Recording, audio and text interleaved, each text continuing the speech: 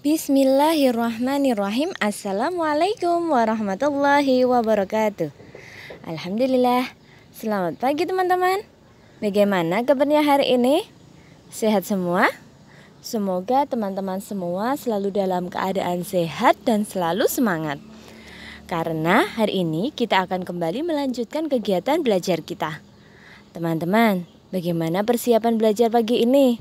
Apakah teman-teman sudah mandi semua? Sudah sarapan? Dan juga sudah menyiapkan buku juga alat tulisnya? Wah, hebat teman-teman. Berarti teman-teman sekarang sudah siap untuk kembali melanjutkan kegiatan belajar kita kan? Baik, hari ini kita akan kembali melanjutkan kegiatan belajar kita pada tema 6, merawat hewan dan tumbuhan, subtema 2, merawat hewan di sekitarku pada pembelajaran yang kelima. Kalau teman-teman sudah siap untuk kembali belajar, yuk kita awali kegiatan belajar kita pagi ini dengan membaca doa bersama-sama. Kita baca basmalah ya. Bismillahirrahmanirrahim. Nah, sekarang kita sudah bisa mengawali kegiatan belajar kita teman-teman, karena kita sudah membaca doa. Semoga kegiatan belajar kita hari ini mendapat ridho dari Allah, sehingga kita diberi kemudahan dan kelancaran dalam belajar. Yuk kita buka bukunya tema 6, kita cari halaman 84. Hari ini kita akan melanjutkan kegiatan belajar kita pada subtema 2, pembelajaran yang kelima. Nah, teman-teman sudah siap? Kita baca yuk cerita yang ada di sana. Lani memiliki hewan peliharaan. Hewan peliharaan Lani adalah ayam dan kelinci. Lani merawat ayam dan kelincinya dengan baik. Lani dibantu ayah dalam merawat hewan peliharaannya. Ada juga petugas kandang yang bertugas membersihkan kandang. Ayah sering membelikan buku tentang hewan peliharaan. Lani senang membaca buku tentang hewan peliharaan. Lani juga senang membaca buku di perpustakaan. Nah, teman-teman coba perhatikan halaman 84. Di sana terdapat gambar Lani dan teman-temannya sedang membaca buku di suatu tempat. Nah, jika teman-teman mengamati gambar ini dan teman-teman ingin mengetahui lebih banyak apa sih cerita yang bisa kita ambil dari gambar ini, teman-teman bisa membuat pertanyaan-pertanyaan. Misalnya, seperti contoh yang ada di halaman 85 itu ya. Bagaimana cara meminjam buku di perpustakaan? Nah, dari pertanyaan ini nanti kita akan mendapatkan jawaban teman-teman. Coba kita buat pertanyaan yang lainnya ya. Nah, dari pertanyaan-pertanyaan ini kita akan mendapatkan informasi yang bisa kita gunakan untuk mengetahui apa isi cerita pada gambar ini. Misalnya pertanyaan, di mana Lani meminjam buku? Nah, pertanyaan dengan kata di mana itu berarti menunjukkan bahwa kata tanya ini menanyakan sebuah tempat. Teman-teman pasti tahu kan di mana tempatnya Lani bisa meminjam buku?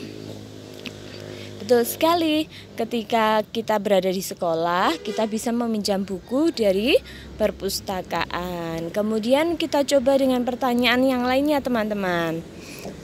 Siapa yang senang membaca buku tentang hewan peliharaan?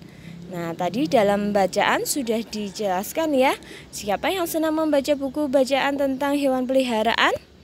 Jawabannya adalah yang senang membaca buku tentang hewan peliharaan adalah Lani.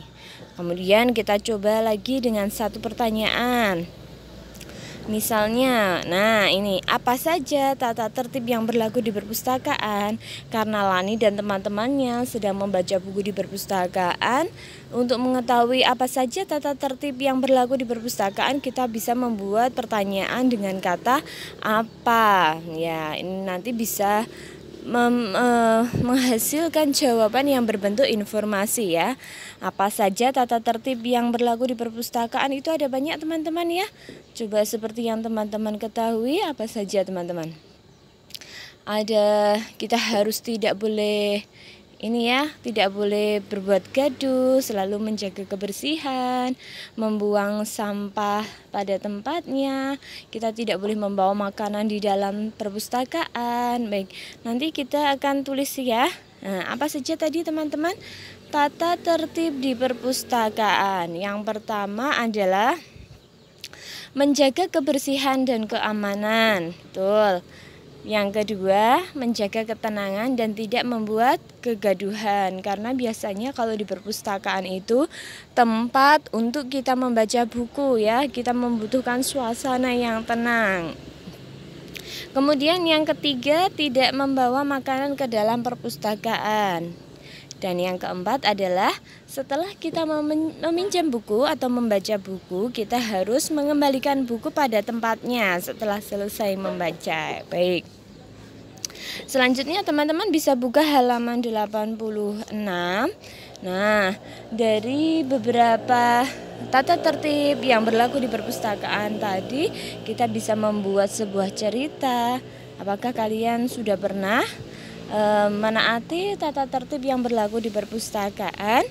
Bu Guru juga sudah membuat sebuah cerita bagaimana pengalaman Bu Guru ketika berada di perpustakaan sekolah. Contoh ceritanya seperti ini. Pada saat istirahat, aku mengunjungi perpustakaan. Aku selalu menjaga ketenangan. Aku tidak pernah membawa makanan ke dalam perpustakaan. Setelah selesai membaca, aku selalu mengembalikan buku pada tempatnya. Nah, teman-teman, apakah kalian juga mempunyai pengalaman dalam mematuhi tata tertib di perpustakaan sekolah? Jika teman-teman punya cerita tentang pengalaman mematuhi tata tertib di sekolah, teman-teman bisa tuliskan ceritanya dalam tulisan tegak bersambung ya pada tempat yang sudah disediakan di halaman 86 ini. Baik teman-teman, karena teman-teman sudah hebat, coba teman-teman sekarang baca dengan suara yang nyaring kalimat di bawah ini, halaman 87 itu ya. Kalimat paling atas di halaman 87. Aku anak yang menaati peraturan sekolah. Nah, teman-teman bisa ulang sekali lagi. Kita baca dengan suara yang nyaring. Itu artinya kita harus membaca dengan suara yang semangat. Siap teman-teman? Ya, kita baca dengan suara yang lebih semangat ya. 1, 2, 3. Aku anak yang menaati peraturan di sekolah. Wah, hebat teman-teman. Nah, sekarang kita akan melanjutkan kegiatan pelajaran kita pada materi Ayo Membaca halaman 87. Nah, pada cerita ini kita akan membaca bersama-sama dan mencermati cerita yang ada di sini teman-teman. Teman-teman siap? Baik, kita mulai ya. Hari ini Lani mendapat tugas bercerita di depan kelas. Lani bercerita tentang hewan peliharaannya. Hampir semua teman Lani memperhatikan. Namun, Udin dan Beni mengobrol saat Lani bercerita. Siti dan Dayu pun mengingatkan mereka. Memperhatikan orang yang berbicara di depan kelas adalah tanda kita menghormati orang lain. Wah, betul sekali teman-teman. Ketika kita berkumpul dengan teman-teman yang lainnya ya, kemudian ada satu teman yang bercerita, kita harus memberikan waktu untuk teman kita menyampaikan ceritanya dan kemudian kita mendengarkan cerita itu. Nanti kita bisa menanggapi, bisa bertanya setelah teman kita selesai bercerita. Jadi tidak boleh ketika ada teman yang bercerita kita memotong, itu namanya tidak menghargai orang lain ya. Nah, terdapat beberapa nama pada bacaan di atas yang sudah kita baca. Teman-teman bisa tuliskan siapa sajakah nama yang ada dalam cerita di atas. Wah, berarti kita harus lihat satu persatu ya teman-teman.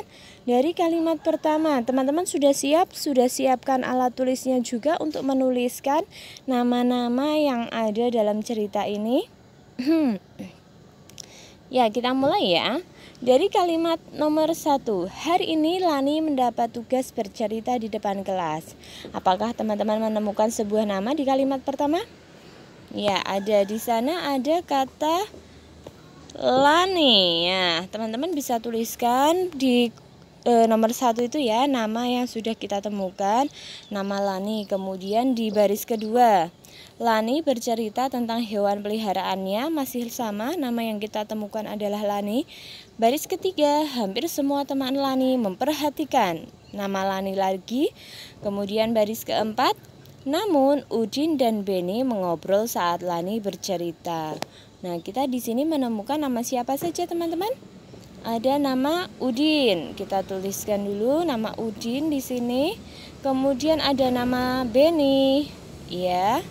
Kita juga tuliskan nama Beni, dan kita juga menemukan kata atau nama Lani lagi, tapi sudah kita tuliskan ya di nomor 1. Kemudian di baris yang nomor 5, Siti dan Dayu pun mengingatkan mereka. Nah, kita menemukan nama teman Lani yang lainnya, yaitu nama Siti dan juga Dayu. Maka kita tuliskan nama-nama teman Lani di sini. Nomor 4 Siti dan nomor 5 ada Dayu. Apakah ada nama yang lainnya, teman-teman? Di baris yang ke-6 sudah tidak ada ya. Baik.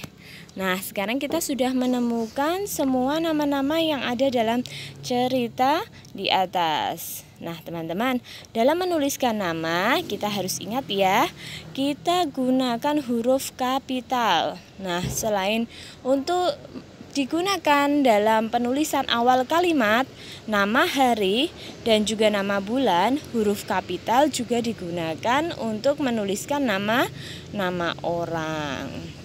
Nah, untuk jauh belajar tentang penggunaan huruf kapital, sekarang kita akan berlatih, teman-teman, halaman 88. Teman-teman bisa buka bukunya halaman 88.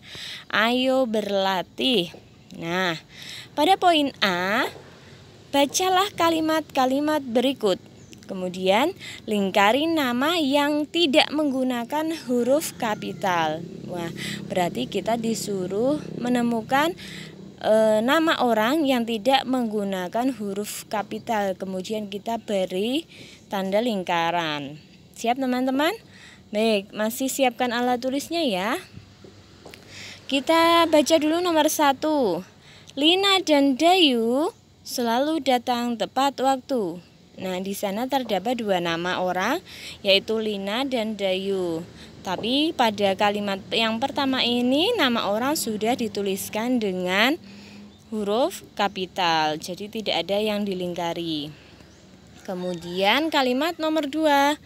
Pada hari Senin, Udin lupa membawa pekerjaan rumahnya.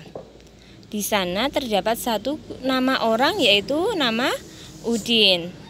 Apakah nama Udin perlu dilingkari, teman-teman? Iya, karena nama Udin di sini belum menggunakan huruf kapital. Teman-teman bisa melingkarinya ya. Kemudian nomor 3. Siti, Dayu, dan Lani berdiskusi bersama. Nah, di sini ada 3 nama. Teman-teman sudah menemukan nama siapa saja yang tidak menggunakan huruf kapital. Kita cek nomor 3, ada nama Siti, sudah menggunakan huruf kapital. Selain nama orang, kata Siti juga berada di awal kalimat, jadi huruf S-nya sudah menggunakan huruf kapital. Kemudian ada kata Dayu, nama Dayu. Nama Dayu di sini belum menggunakan huruf kapital, jadi kita beri tanda lingkaran. Dan nama Lani, nama Lani di sini juga belum menggunakan huruf kapital, jadi kita lingkari. Kemudian nomor 4, Beni bersama dengan Udin membaca di depan kelas. Nah, teman-teman, di sini terdapat 2 nama. Nama siapa yang harus kita lingkari, teman-teman? Betul, nama Udin, karena nama Udin belum menggunakan huruf kapital. Sedangkan nama Beni sudah menggunakan huruf kapital ya. Terakhir nomor 5. Ibu Tati menulis di papan tulis. Ibu Tati menulis di papan tulis. Kata ibu huruf I menggunakan huruf kapital karena terletak di awal kalimat. Kemudian adakah yang kita lingkari teman-teman? Ya betul, ada nama Tati di sana ya. Huruf T-nya di sini masih menggunakan huruf kecil, jadi harus kita lingkari, belum menggunakan huruf kapital. Sekali lagi ya teman-teman, ketika kita menuliskan nama orang, itu harus menggunakan huruf kapital atau huruf besar. Sekarang teman-teman jauh lebih paham kan untuk penggunaan huruf kapital. Baik, sekarang kita lanjutkan untuk latihan poin B. Susunlah kata-kata berikut menjadi kalimat yang benar. Gunakan huruf kapital pada awal kalimat dan nama orang. Kemudian, gunakan tanda titik untuk mengakhiri kalimatmu. Gunakan huruf tegak bersambung. Nah, teman-teman, berarti di sini di halaman 89 itu kita disuruh untuk menyusun kata-kata yang masih ada supaya menjadi kalimat yang benar.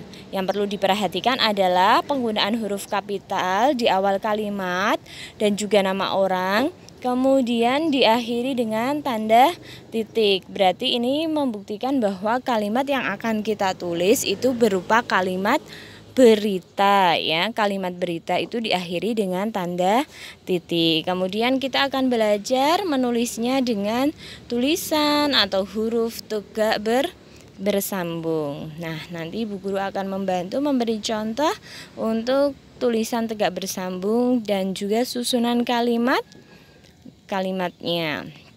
Nah, di sana terdapat sebuah contoh kata yang masih acak. Ada kata membaca, susi, cerita, buku. Kemudian dari kata-kata yang masih acak ini kita susun menjadi kalimat yang sudah benar menjadi susi, membaca, buku, cerita. Huruf S-nya kita tulis dengan huruf besar karena nama orang dan juga terletak di awal kalimat. Kemudian kalimat ini dituliskan dengan huruf tegak bersambung dan diakhiri dengan tanda titik. Nah, teman-teman, untuk nomor 1 dan nomor 5, yuk kita tulis nggih satu persatu pelan-pelan dengan tulisan tegak bersambung. Kita harus menulis dengan hati-hati. Karena kita menulisnya tegak bersambung, maka kita harus menulis dengan cara yang halus. Pelan-pelan saja ya. Kita mulai dari nomor 1. Di sana terdapat kata yang masih acak yaitu ibu mengerjakan, Lani PR membantu. Nah, kita susun menjadi kalimat yang benar menjadi ibu membantu Lani mengerjakan PR. Huruf I pada kata ibu kita tulis dengan huruf I besar awal kalimat.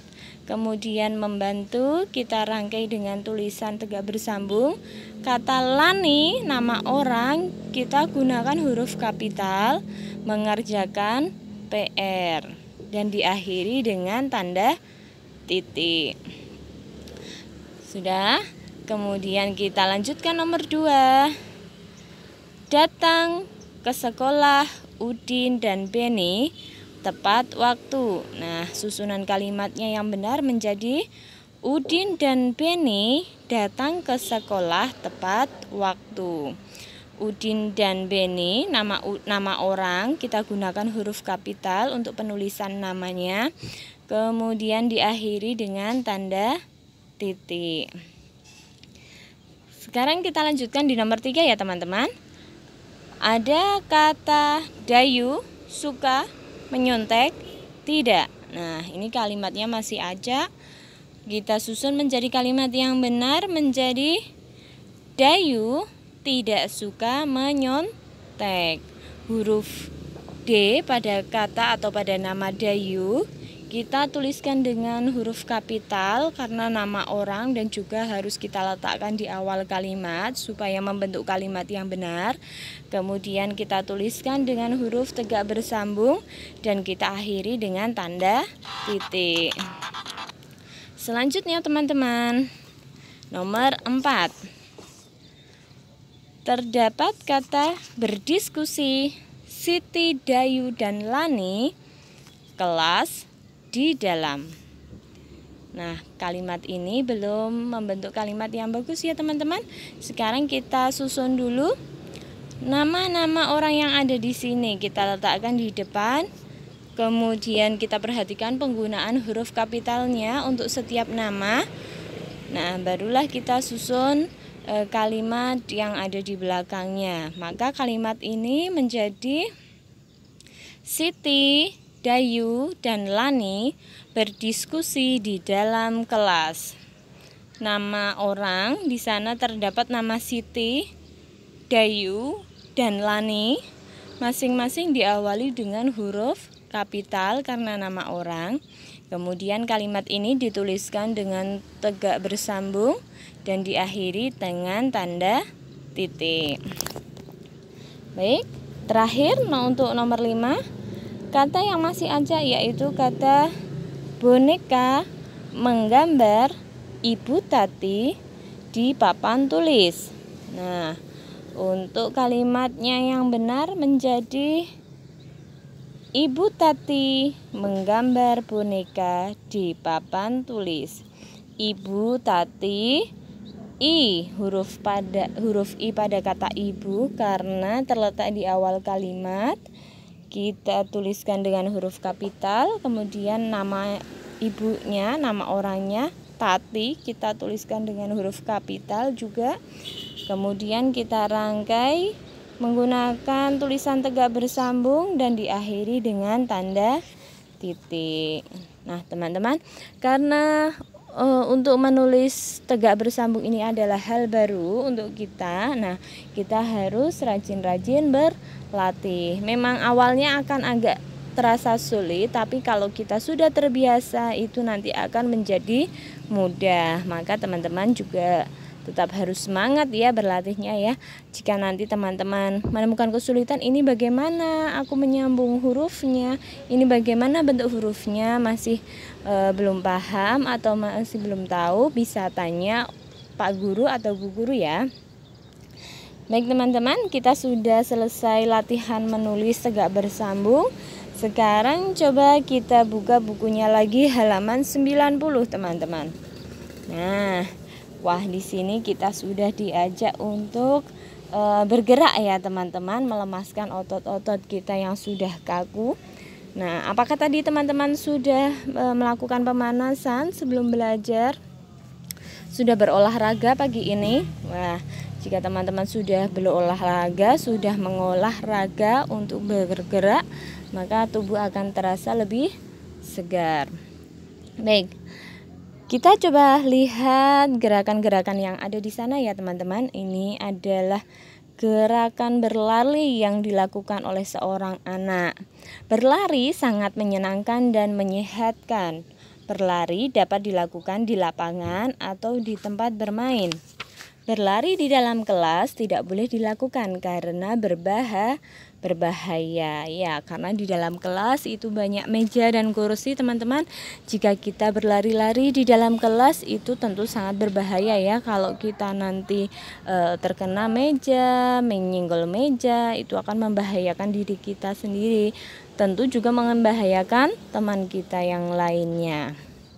Baik, untuk gerakan berlari itu banyak sekali macam geraknya ya. Teman-teman bisa perhatikan dari yang nomor 1 teman-teman. Nah, coba diperhatikan gambar pada nomor 1 itu. Nah, teman yang ada di gambar ini, apakah dia berpindah tempat dalam melakukan gerakan? Tidak ya. Nah, kita bisa lihat dari gambar ini bahwa anak yang ada di gambar nomor 1, dia melakukan gerak tidak berpindah tempat. Kemudian dia mengangkat kakinya juga tidak setinggi lutut. Nah, teman-teman bisa menirukan Bisa sambil berdiri, tangan di pinggang, kemudian kita angkat kakinya ya. Kita angkat kaki kita tidak sampai setinggi lutut ya, setengah lutut ini ya. Teman-teman bisa lakukan gerakan ini, kita hitung sampai 8 kali. Baik. Kemudian untuk gambar yang nomor 2, halaman 91 ya. Kita amati gambar yang ada di sini. Nah, anak pada gambar 2 ini dia melakukan gerakan berlari tapi juga tidak berpindah tempat. Nah, cara mengangkat kakinya berbeda dengan gambar nomor 1. Gambar nomor 2 ini anak tersebut mengangkat kakinya setinggi lutut. Jadi kakinya diangkat, pahanya sejajar ya, pahanya lurus. Nah, setinggi lutut seperti gambar nomor 2 itu, teman-teman bisa menirukan ya. Nah, kemudian teman-teman bisa melakukan gerakan ini. Kita angkat kaki kanan ya, pahanya lurus. Kita angkat kaki kita setinggi lutut, kemudian bergantian dengan kaki kiri. Nah, coba teman-teman lakukan, hitung sampai 8 kali. Nah, baik, sekarang kita lihat lagi gambar nomor 3. Nah, di sini terlihat gambar seorang anak sedang berlari. Dia memulainya dari garis start menuju garis finish. Itu artinya ia melakukan gerakan berpindah tempat ya. Ia berlari menuju garis finish. Teman-teman bisa ya melakukan gerakan ini ya. Ya, kalau kita melakukan gerakan seperti nomor 3, biasanya kita melakukannya dengan lari cepat karena kita ingin segera mencapai finish. Kemudian nomor 4 teman-teman. Wah, coba diperhatikan dulu nomor 4 halaman 92. Apakah anak-anak yang ada di sini, ini satu anak ya, ia melakukan gerakan berpindah tempat? Iya, satu anak ia melakukan gerakan berpindah tempat. Kemanakah arah berlari anak pada gambar tersebut? Ya, ia melakukannya dengan cara bolak-balik ya. Ya, lakukan gerakan lari zigzag. Coba teman-teman seperti ini. Ini namanya lari zigzag. Ya, teman-teman bisa hitung 1 sampai 4 kali dari kanan ke kiri, kanan ke kiri. Nah, seperti itu teman-teman. Ini adalah macam gerak dalam berlari. Nanti untuk teman-teman yang sekarang sudah selesai belajarnya bisa mencoba supaya badan terasa segar kembali semangat untuk melanjutkan kegiatan belajar lagi ya nanti ya. Nah, teman-teman bisa mencobanya melakukan kreasi gerakan-gerakan berlari ini ya. Ada 4 macam geraknya. Nanti bisa dilakukan untuk pemanasan setiap pagi sebelum kita mulai belajar atau saat kita memulai kegiatan olahraga ya. Ada macam-macam gerakan lari. Nah, teman-teman, sebelum kita akhiri kegiatan belajar kita hari ini, coba kita renungkan. Hari ini tadi kita sudah banyak belajar ya, belajar tentang aturan di perpustakaan. Kita juga belajar tentang penggunaan huruf kapital, kemudian menjawab pertanyaan itu. Kemudian kita juga belajar menulis tegak bersambung, belajar tentang macam gerak dalam berlari.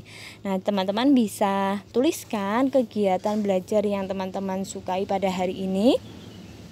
Jika teman-teman menemui kesulitan, teman-teman juga bisa menuliskan kesulitan apa yang teman-teman temukan ya, yang menjadi kendala kesulitan teman-teman belajar hari ini. Teman-teman bisa tuliskan di halaman 93 itu. Kemudian teman-teman coba sampaikan kepada Pak Guru atau Bu Guru. Nah, insya Allah nanti Pak Guru, Bu Guru akan membantu teman-teman dalam belajar. Alhamdulillah, akhirnya kegiatan belajar kita hari ini untuk pembelajaran 5 subtema 2 pada tema 6 telah selesai. Terima kasih teman-teman sudah selalu semangat mengikuti kegiatan belajar. Tentunya kita tetap harus semangat lagi untuk mengikuti kegiatan belajar berikutnya. Terima kasih ya telah mengikuti kegiatan belajar hari ini dan juga sudah menyaksikan video ini. Tetap semangat. Wassalamualaikum warahmatullahi wabarakatuh.